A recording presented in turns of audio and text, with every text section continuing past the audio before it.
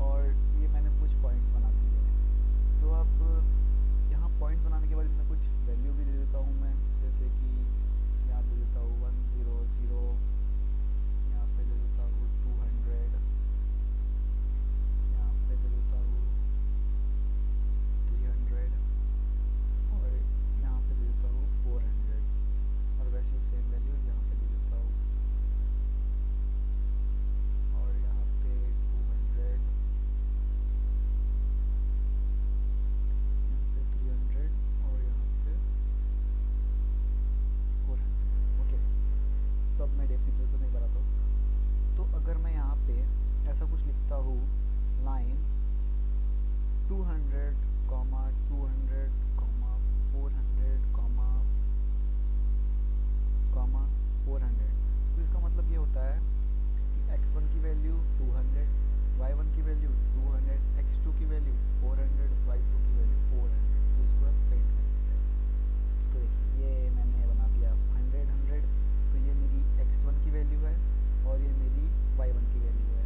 आपको पता ही होगा कि यहाँ ये जो अपनी लाइन होती है ये x एक्सिस होती है और जो ये वाली लाइन होती है ये होती है y एक्सिस। तो ये वैल्यू है, हमने 100 लिया है, तो ये जो वैल्यू है ये हो जाएंगी x1 की, ये हो जाएंगी x2 की। तो ये जो पॉइंट्स होंगे ये कहीं ना कहीं मिलेंगे। तो अब ये कहीं मिलेंगे यानी कि कुछ इस तरह से मिलेंगे, यहाँ से x1 और ये y1। तो जो पॉइंट मिल रहे हैं, ये पॉइंट जहाँ मिल रहे हैं यही जो पॉइंट है इन्हें कहते हैं x1 y1 का इंटरेक्ट होने वाला पॉइंट। ओके, और 400 भी हमने बनाया था, x 200 200 ओके, हमने 100 100 लिया है, हम भी यहाँ पे 100 100 लेते हैं। तो गलत हो जाएगा, मतलब यहाँ पे गलत नहीं होगा। ओके, 100 100 लिया और अब 400 400। तो अब 400 एंड 400 ये दो है, मैं इसे यहाँ से यहाँ ले जाता हूँ और यहाँ से यहाँ ले जाता हूँ। तो अब हमें 2 पॉइंट मिले हैं,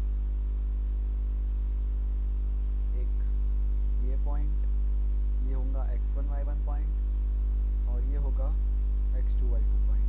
तो अगर अब मैं ये दोनों लाइन को कनेक्ट कर दूँ इन दोनों पॉइंट से तो हमारी लाइन ड्रॉ हो जाएंगी। तो इस तरह से हमारी स्क्रीन पे लाइन ड्रॉ होंगी।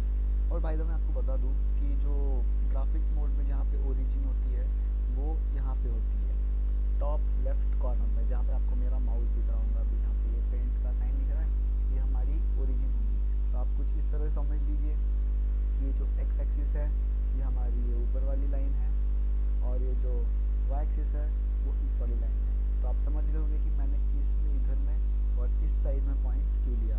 तो चलिए इसे रन करके देखते हैं। तो मैंने लाइन 100 100 400 400 ले लिया हूँ और अब मैं इसे कंट्रोल S से सेव करूँगा क्योंकि यहाँ पे स्टार बता रहा है। कंट्रोल S से सेव कर लीजिए, मेन के नाम से मैं सेव कर देता हूँ एंड देन सेव। और ओके, एक और बार कंट्रोल S से सेव कर दीजिए और अब एग्जीक्यूट पे क्लिक करेंगे। कंपाइल एंड रन पे आप, अगर आपके पास कंप्यूटर है तो आप F11 दबाएं और अगर आपके पास लैपटॉप है तो आप फंक्शन और F11 दबाएं। ओके, तो मैं इसे कंपाइल एंड रन कर रहा हूँ। तो सबसे पहले एक स्क्रीन आएंगी जिसमें कुछ नहीं रहेगा, वो हमारी आउटपुट स्क्रीन रहेंगी और एक और स्क्रीन ओपन होगी जहाँ पे हमारी लाइन ड्रॉ होंगी। तो ये देखिए ये रहा। तो मैं जैसे आपको बताया ये हमारी ओरिजिन जहाँ मेरा माउस है, ये हमारी x एक्सिस, ये हमारी y एक्सिस। तो ये यहाँ पे कहीं पे 100 पॉइंट होगा और यहाँ पे 100 पॉइंट होगा, ये दोनों यहाँ और यहाँ पे मिल रहे होंगे। और ऐसे यहाँ पे x2 पॉइंट होगा, ये यहाँ से यहाँ, और y2 पॉइंट ये यहाँ से यहाँ, यहाँ होगा 400। तो जब ये दोनों पॉइंट इंटरसेक्ट हुए तो यहाँ पे लाइन ड्रॉ हो गई। तो मैंने आपको बता दिया कि लाइन फंक्शन को कैसे यूज़ करते हैं और हम जितने भी प्रोग्राम लिख रहे होंगे सब में इतना कोड बेसिक्स होगा, हम इसमें ही बीच में कोडिंग कर रहे होंगे तो आपको इसकी आदत पड़ जाएगी। तो आज की वीडियो में इतना ही गाइस। और एक और इम्पोर्टेंट बात, ये प्लेलिस्ट को आप फॉलो कर लीजिए, यहाँ पे आपको पूरे ग्राफिक्स के फंक्शंस का प्लेलिस्ट बन जाएगा। हम यहाँ बहुत सारे प्रोजेक्ट भी बनाने वाले हैं, पहले